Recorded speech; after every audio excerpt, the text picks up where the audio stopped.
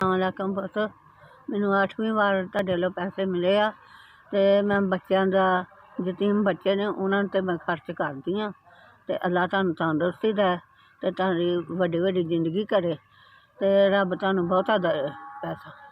8ਵੀਂ ਵਾਰ ਮੈਨੂੰ ਪੈਸੇ ਮਿਲੇ ਆ ਅਤੇ ਮੈਂ ਦੋ ਤਿੰਨ ਵਾਰ ਮੈਨੂੰ 10,000 ਰੁਪਈਆ ਮਿਲਦਾ, 8ਵੀਂ ਵਾਰ ਹੁਣ ਮਿਲ ਗਿਆ ਅਤੇ ਪੁੱਤ ਅੱਲਾ ਤੈਨੂੰ ਤੰਦਰੁਸਤੀ ਦੇ, ਤੇਰੇ ਕਾਰੋਬਾਰ 'ਚ ਬਰਕਤ ਪਾਏ, ਅੱਲਾ ਤੈਨੂੰ ਬਹੁਤਾ ਦੇ ਅਤੇ ਬੱਚਿਆਂ ਨੂੰ ਤੰਦਰੁਸਤੀ ਦੇ।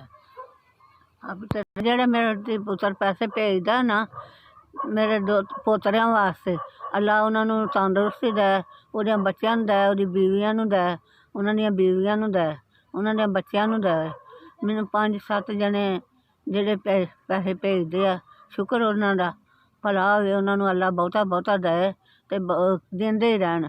ਮਾੜਿਆਂ 'ਤੇ ਹੱਥ ਧਰਦੇ ਜੇ, ਤੁਹਾਡੇ 'ਤੇ ਰੱਬ ਧਰੀ ਜਾਏ, ਤੁਹਾਡੇ 'ਤੇ ਰੱਬ ਧਰੀ ਜਾਏ। ਕੱਪੜੇ ਲਿਆ ਕੇ ਦਿੰਦੀ ਹਾਂ, ਸਕੂਲ ਜਾਂਦੇ ਨੇ, ਸਪਾਰਾ ਪੜ੍ਹਦੇ ਨੇ ਅਤੇ ਪੁੱਤ ਏਜੰਸੀਆਂ ਦੀ ਵੀ ਹੁਣ ਲੋੜ ਸੀ, ਉਹ ਵੀ ਲਿਆ ਕੇ ਦਿੱਤੀਆਂ ਪਿਛਲੇ ਮਹੀਨੇ ਅਤੇ ਹੁਣ ਜੁੱਤੀਆਂ ਉਹਨਾਂ ਦੀਆਂ ਨਹੀਂ ਸੀ, ਉਹ ਲਿਆ ਕੇ ਦਿੱਤੀਆਂ ਅਤੇ ਹੁਣ ਅੱਗੋਂ ਫਿਰ ਉਹਨਾਂ ਨੂੰ ਖਾਣ ਪੀਣ ਵੀ ਉਹਨਾਂ ਦਾ ਬਣਾਉਣਾ ਹੈ ਅਤੇ ਉਹਨਾਂ ਨੂੰ ਜਿਹੜੇ ਮੰਗਣੇ ਸਪਾਰੇ 'ਤੇ ਜਾਂ ਕਾਪੀ ਕਿਤਾਬ 'ਤੇ ਉਹ ਵੀ ਪੁੱਤ ਲਾਉਣੇ ਨੇ। ਤੁਸੀਂ ਦੇ ਬਹੁਤਾ ਬਹੁਤਾ ਦੇ ਅਤੇ ਜਿਹੜੇ ਜਿਹੜੇ ਘਲਾਉਂਦੇ ਨੇ ਅੱਲਾ ਉਹਨਾਂ ਨੂੰ ਤੰਦਰੁਸਤੀ ਦੇਵੇ।